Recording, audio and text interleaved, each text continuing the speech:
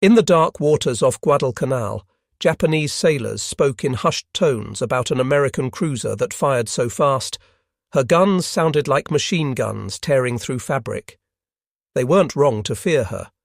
USS Helena CL-50 would survive what should have killed her at Pearl Harbor, only to return with a vengeance that would reshape naval warfare in the Pacific. This is the story of the ship that refused to die, the cruiser that earned her nickname through sheer firepower, and the 1,000 men who made her legend possible. In an era when battleships were kings and carriers were the future, Helena proved that a light cruiser with determination could change the course of history. The story of USS Helena begins not in combat, but in the depths of the Great Depression. As America slowly rebuilt its economy, the Navy embarked on an ambitious program to modernize its aging fleet. The St. Louis-class cruisers represented a new philosophy in naval design, ships that could deliver overwhelming firepower while maintaining the speed to dance with death. When her keel touched the ways at Brooklyn Navy Yard on that cold December day in 1936, few could have imagined the destiny awaiting hull number 50. The workers who riveted her plates and shaped her armor were building more than a warship. They were crafting an instrument of survival and vengeance. Helena stretched 608 feet from stem to stern, her sleek hull cutting through water with a beam of just 61 feet. But her true glory lay in her armament. 15 6-inch guns nested in 5 triple turrets gave her a broadside that could unleash hell. These weren't ordinary naval rifles. The Mark 16 guns could cycle rounds at an astonishing rate. In perfect conditions, each barrel could spit out 8 to 10 rounds per minute. Do the math. That's potentially 150 shells per minute from her main battery alone. No wonder the Japanese would come to call her the machine gun cruiser. Her secondary battery packed 8 5-inch dual-purpose guns, equally comfortable swatting aircraft or punishing destroyers. 4 Parsons turbines drove her through the waves at 32.5 knots, fed by 8 Babcock and Wilcox boilers that could push 100,000 horsepower through her 4 bronze screws. With a range of 10,000 nautical miles, she could hunt anywhere in the Pacific. But specifications tell only part of the story. What made Helena special was her crew, 868 officers and men who would transform steel and gunpowder into something approaching immortality. Helena slipped into the East River on August 27, 1938, christened by the wife of Montana's senator. The bottle of champagne that shattered across her bow was meant to bring good luck. Whether it did or not would depend on your definition of luck. Her early career reads like a peacetime travelogue. After commissioning in September 1939, Helena sailed south to Uruguay, where her crew got an ominous preview of their future. The wreckage of the German pocket battleship Graf Spee lay in Montevideo harbor, scuttled after the Battle of the River Plate. Young American sailors stared at the twisted metal and wondered if they were looking at their own fate. The Pacific called, and Helena answered. By September 1940, she joined the Pacific Fleet, spending months in Hawaiian waters perfecting her deadly art. Gunnery drills, damage control exercises, navigation training, the endless repetition that transforms civilians into warriors. As 1941 drew to a close, Helena entered Mare Island Navy Yard for upgrades. The Navy, perhaps sensing the storm approaching, fitted her with new 1.1-inch anti-aircraft guns. It was like giving a boxer brass knuckles just before a street fight. On the morning of December 7, 1941, Helena rested at berth 1010 in Pearl Harbor's Navy Yard. Across the harbor, battleships sat in a tidy row along Ford Island. The Pennsylvania, mighty queen of the battle line, was supposed to occupy Helena's berth, but fate had other plans. The dry dock needed Pennsylvania more than the pier needed Helena. At Aero 757, Lieutenant Commander Shigeharu Murata led 9 Kate torpedo bombers toward what he believed was Pennsylvania. Through the early morning haze, Helena's profile looked enough like a battleship to seal her fate. Only the lead plane released its weapon, a Type 91 torpedo that carved through the harbor's placid waters at 40 knots. The weapon passed beneath the mine layer Oglala moored alongside and struck Helena at frame 75, just below her armour belt. The explosion ripped through her engineering spaces like a giant's fist. Engine room number 1 and boiler room number 2 transformed instantly from ordered machinery spaces into twisted metal coffins. Seawater rushed through a hole large enough to drive a truck through. But Helena was already fighting back. Within 2 minutes, 120 seconds, her forward diesel generator roared to life. Power flowed to her gun mounts. As Japanese planes wheeled overhead for their second attack, Helena's anti-aircraft guns spoke their defiance. 4 bombs straddled her during the second wave, each near miss showering her decks with steel rain. The ship that should have died stayed afloat through miracles of damage control and human determination. 40 of her men lay dead, another 100 wounded, but Helena survived. In the wardroom, blood mixed with oil as medical teams worked to save the living. On deck, gunners stayed at their posts even as their shipmates fell around them. The Japanese pilots who reported her sinking made a terrible mistake. They had awakened a sleeping giant's little sister, and she would remember. In the aftermath of Pearl Harbor, Helena resembled a patient in intensive care. Water sloshed through her wounded hull, and emergency pumps worked around the clock to keep her afloat. But beneath the damage lay a heart that refused to stop beating. By December 9th, just 2 days after the attack, Helena limped into dry dock number 2. Navy Yard workers swarmed over her like surgeons attending a critical patient. Steel plates were cut, shaped, and welded over her wounds. The temporary patches would hold until she could reach a proper hospital. The journey to Mare Island in January 1942 tested every weld and rivet. Pacific swells pressed against her patched hull, searching for weakness. Her crew stood vigilant at damage control stations, ready to shore up any breach. They needn't have worried. Helena was tougher than she looked. At Mare Island, Helena underwent a transformation that went beyond mere repair. The Navy had learned bitter lessons at Pearl Harbor, and Helena would benefit from that brutal education. Her conning tower, which limited visibility during night actions, gave way to an open bridge.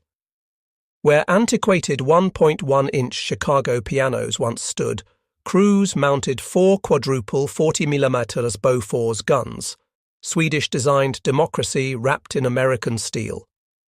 But the real revolution came in electronics. Helena received the new SG surface search radar, a marvel that could peer through darkness and fog to find enemy ships at ranges that seemed like sorcery. Combined with new FC and FD fire control radars, Helena could fight blind, a crucial advantage in the knife fights awaiting her in the Solomons. While darkness helped conceal ships from visual spotting, radar gave Helena the ability to see without being seen. Under Captain Robert H. English, then Captain Phillip, who commanded until September 1942, her crew trained with fanatic intensity. They had accounts to settle. Gunners drilled until they could load and fire in their sleep. Damage control teams practiced plugging holes and fighting fires until their responses became automatic. Every man aboard understood their mission. They were returning to the Pacific not as victims, but as hunters. In the mess halls, sailors spoke of revenge. In the engine rooms, mechanics coaxed every possible revolution from the turbines. Helena wasn't just repaired. She was reborn as an instrument of vengeance. By July 1942, Helena was ready. As she passed beneath the Golden Gate Bridge, bound for the South Pacific, her crew lined the rail. Some waved at girlfriends and wives on shore. Others stared westward, toward the enemy who had drawn first blood. The machine gun cruiser was heading to war. The Solomon Islands in late 1942 were a green hell where America and Japan bled for every yard of jungle. Guadalcanal, with its crucial airfield, had become the Pacific War's grinding wheel. Every night, Japanese destroyers and cruisers raced down the Slot, the channel between the Solomon chains, to reinforce their garrison and bombard American positions. By early October, Helena served in Task Force 64 under Rear Admiral Norman Scott. Unlike many American admirals who still thought in terms of battleship lines, Scott understood that radar and rapid fire would rule these waters. He drilled his ships relentlessly in night combat tactics, though he made the curious decision to use USS San Francisco as his flagship instead of the radar-equipped Helena. October 11th, 1942. The day of reckoning approached as American reconnaissance planes spotted Admiral Aritomo Goto's force streaming toward Guadalcanal. 3 heavy cruisers and 2 destroyers carrying reinforcements and bombardment shells. Scott positioned his force off Cape Esperance, ready to spring history's trap. As darkness fell, Helena's SG radar operator, radio man 3rd Class Robert S. Brown, hunched over his scope. At 23:25, a phosphorescent blip appeared. Enemy ships at 27,700 yards. Helena had found the Japanese before they even knew Americans were hunting. What followed was organized chaos. Scott, operating blind on San Francisco, ordered a column turn that accidentally placed his force across the Japanese T, the perfect position for a naval ambush. On Helena's bridge, Captain Gilbert C. Hoover, who had assumed command in September, grew increasingly frustrated. His radar showed enemy ships at 5,000 yards, practically point-blank range, but Scott hadn't given permission to fire. Finally, at 23:46, Scott's ambiguous "Roger" to another query was interpreted as permission to engage. Helena's turrets, already trained on the enemy, erupted in violence. The first salvo caught the heavy cruiser Ioba completely unprepared.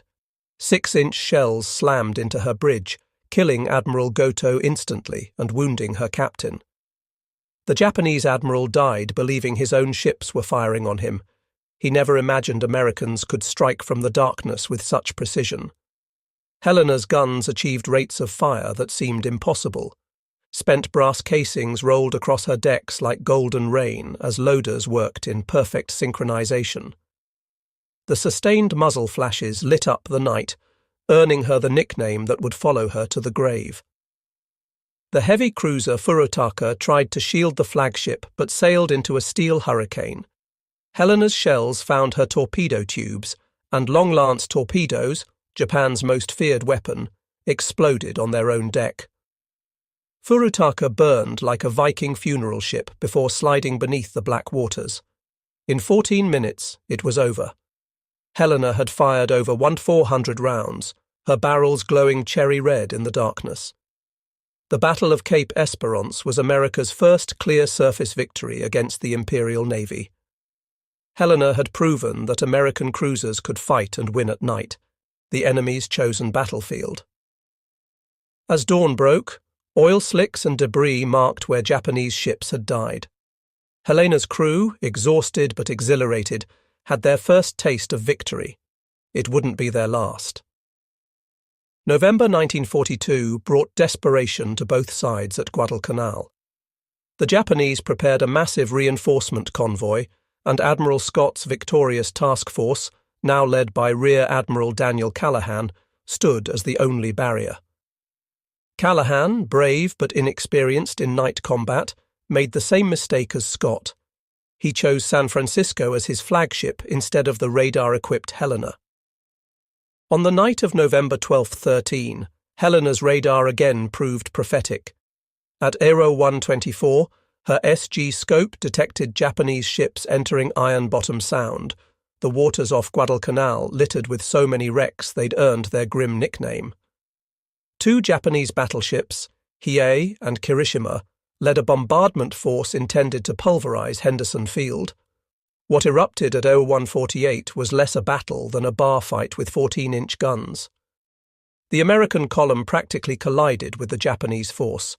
Ships fired at point-blank range, sometimes unsure whether their targets were friend or foe.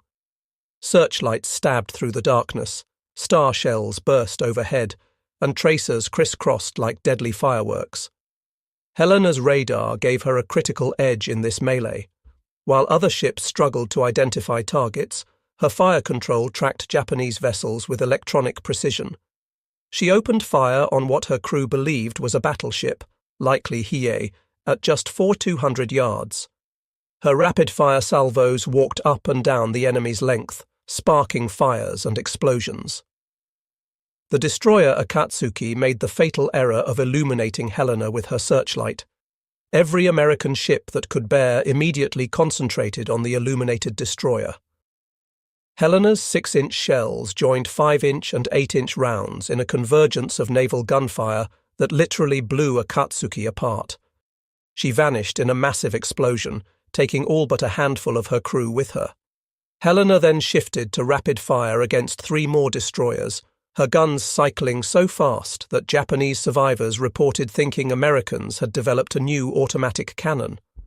One destroyer limped away burning, another went dead in the water, and the third fled into the darkness trailing smoke. Through it all, Helena danced between salvos, her engineers pushing her turbines to and past their limits. At one point, San Francisco crossed directly between Helena and her target, forcing a check fire that probably saved American lives. The friendly fire incidents that night claimed Admiral Callahan and Captain Cassin Young of San Francisco, brave men killed by American shells in the confusion. After 40 minutes of point-blank savagery, the Japanese withdrew. Hiei, battered by dozens of hits including many from Helena, lingered behind with jammed rudders. American planes would finish her the next morning, the first Japanese battleship lost in the war. Helena emerged with 1 man dead and minor damage. Her gunners had fired over 1,500 rounds, and her barrels were shot out from the sustained fire. But she had helped stop the Tokyo Express cold. Without that bombardment, Henderson Field survived to launch the planes that would savage Japanese transports over the coming days. As November 13th dawned, Iron Bottom Sound lived up to its name with new wrecks littering the seafloor. Helena had proven herself again, but the cost grew steeper with each battle. Between the legendary battles, Helena lived a grinding routine that tested men as thoroughly as combat. The Solomon Islands offered no respite. If Japanese shells didn't kill you, tropical diseases might. Helena's crew developed the 1,000-yard stare common to Guadalcanal veterans, men aged beyond their years by constant vigilance. Life aboard Helena followed the rhythm of war. General quarters at dawn and dusk, when submarines preferred to attack. Days spent bombarding Japanese positions on Guadalcanal, turning jungle strongpoints into moonscapes. Nights patrolling the slot, radar operators straining to catch the first glimpse of enemy vessels. The crew developed their own culture, born of shared danger. Helena's laundry became legendary, somehow maintaining pressed uniforms even after battle. The ship's band, Helena's Hottentots, played swing music on deck between actions, their jazzy renditions of Blues in the Night carrying across the water to other ships. Food was whatever the supply ships brought, spam, powdered eggs, and coffee strong enough to float a wrench. Fresh vegetables were memories. The ice cream maker, when it worked, produced the most valuable commodity in the South Pacific. Men would trade almost anything for a Dixie cup of vanilla. Captain Hoover proved a steady hand during his tenure. Unlike glory-seeking officers, he understood that survival meant victory in these waters. He drilled his crew constantly, but also knew when to ease the pressure. Movie nights on the fantail, boxing matches on the forecastle, small pleasures that reminded men what they were fighting for. The November 23rd relief of Captain Hoover for failing to adequately report the torpedoing of USS Juno struck the crew hard. They had just fought through hell together, and now their skipper was gone over what many saw as a bureaucratic vendetta. His replacement, Captain Charles P. Cecil, who assumed command in December 1942, had to win over a suspicious crew. Cecil would lead them through their final battles. December 1942 and January 1943 blurred together in routine and exhaustion. Helena bombarded Vila and Munda, supported troop convoys, and chased ghosts on radar screens. Her crew became experts at reading the sea and sky, knowing that survival often depended on spotting the torpedo wake or bomb release a second before the other guy. By February 1943, Helena desperately needed yard time. Her engines wheezed, her guns showed worn rifling, and her hull bore the scars of near misses. The voyage to Sydney, Australia felt like sailing to paradise. Fresh food, cold beer, and women who spoke English awaited. For a few precious weeks, Helena's men remembered what peace felt like. But wars don't pause for liberty. By April, Helena was back in the Solomons, her guns refreshed and her crew rested. The next phase of the island campaign beckoned, and the nightly runs down the slot continued. The machine gun cruiser had more work to do. As spring 1943 turned to summer, American forces prepared to leap up the Solomon chain. New Georgia, with its airfield at Munda, represented the next bloody step toward Tokyo. Helena would play her part in preliminary bombardments that turned Japanese positions into rubble. The routine had become deadly familiar. Slip into contested waters under darkness, pummel assigned targets, and escape before dawn brought retribution. On May 13th, Helena led a bombardment group against Vila, her shells walking through fuel dumps and barracks with methodical precision. The Japanese, learning from experience, had moved most assets inland, but Helena's guns still found plenty to destroy. June 1943 brought intensified operations. Intelligence reported massive Japanese reinforcement efforts, and every American cruiser worked overtime to interdict these movements. Helena's crew, veterans now, prepared their ship with grim efficiency. Extra ammunition came aboard until her magazines bulged. Damage control materials were pre-positioned. Men wrote letters home just in case. On June 30th, Operation Toenails, the invasion of New Georgia, began. Helena provided fire support for the landings at Rendova, her 6-inch shells clearing jungle in 100-yard swaths. Japanese shore batteries replied sporadically, their splashes walking toward Helena until counter-battery fire silenced them. July 4, 1943, Independence Day, found Helena bombarding Munda Airfield. The Japanese had reinforced their anti-aircraft positions, and black puffs of flak dotted the sky. Helena's anti-aircraft guns replied, their 40mm rounds creating their own fireworks display.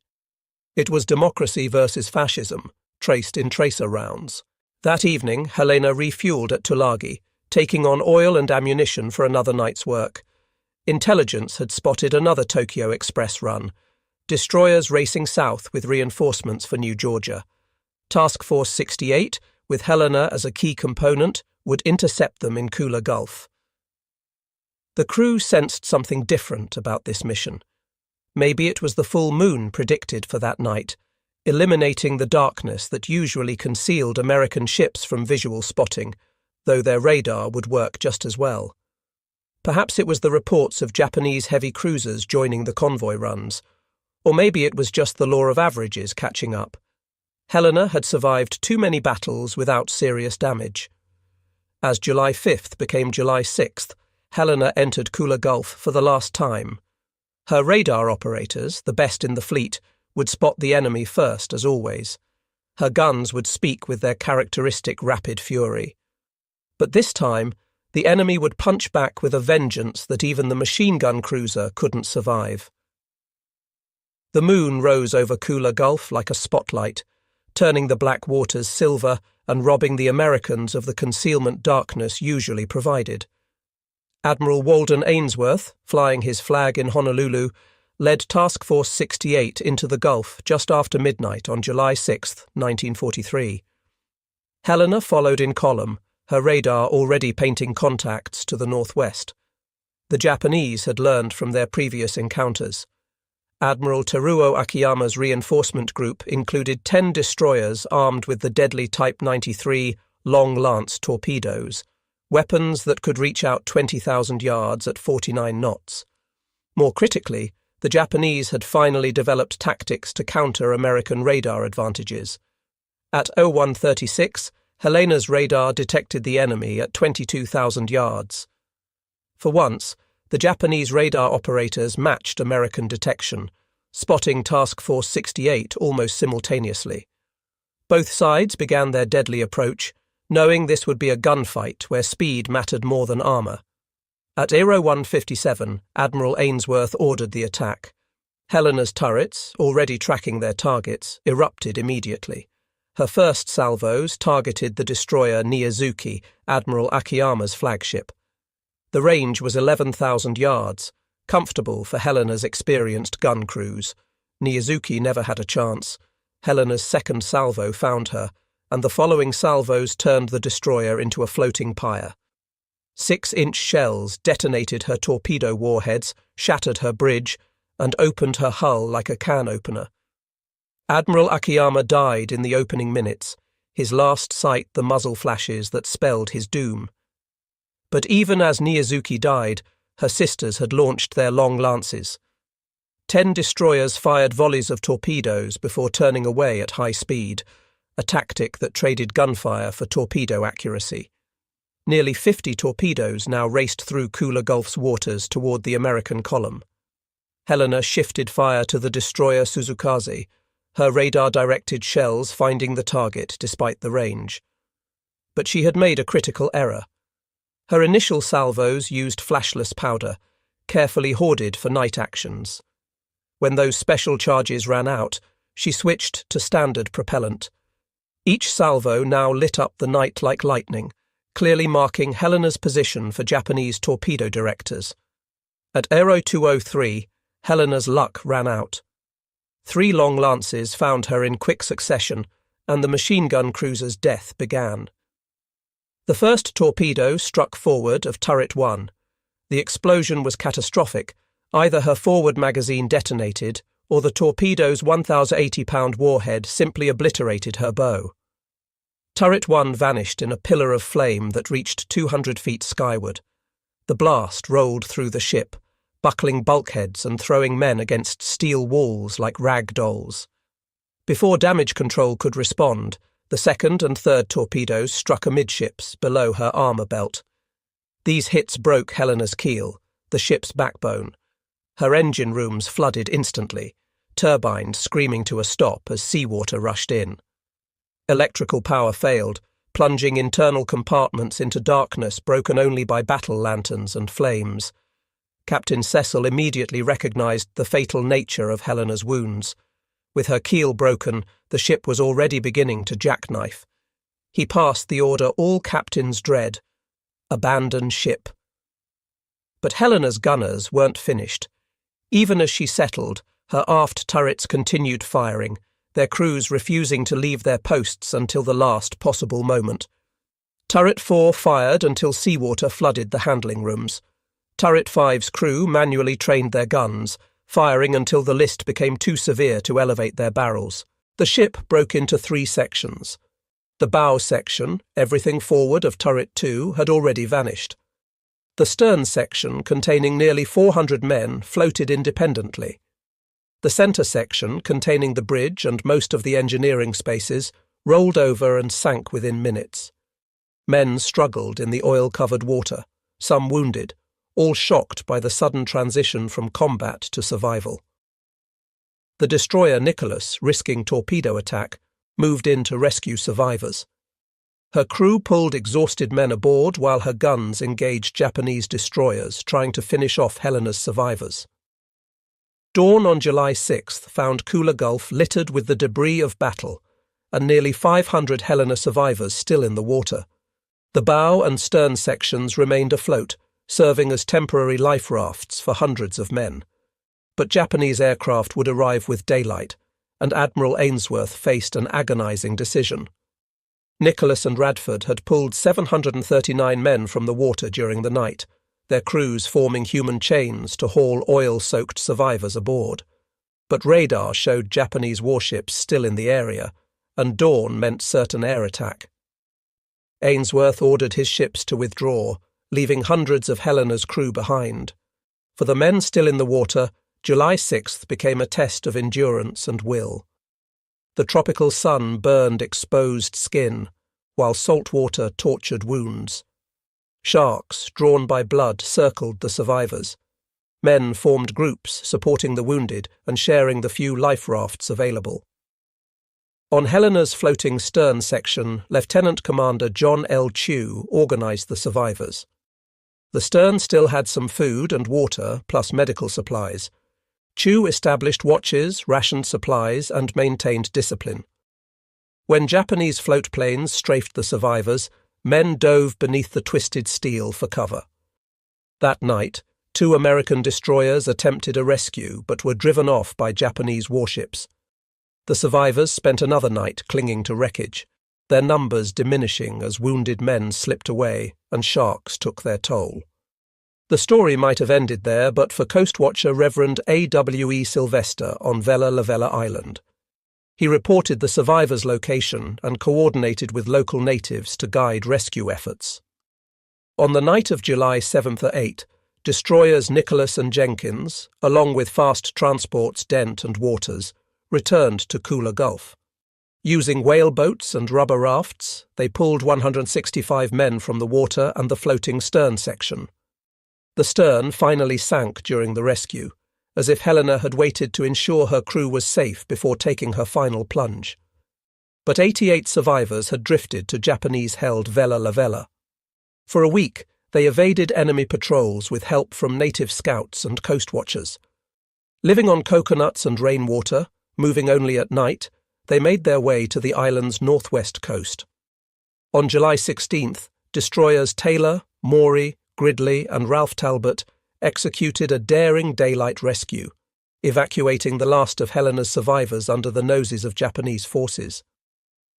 The final tally, of Helena's crew of 868, some 168 men died in Kula Gulf or during the rescue operations, but 700 survived, saved by the courage of destroyer crews who risked everything and the determination of survivors who refused to give up. Helena's story could have ended in Kula Gulf, another casualty in the grinding Solomon Islands campaign. But legends don't die easily.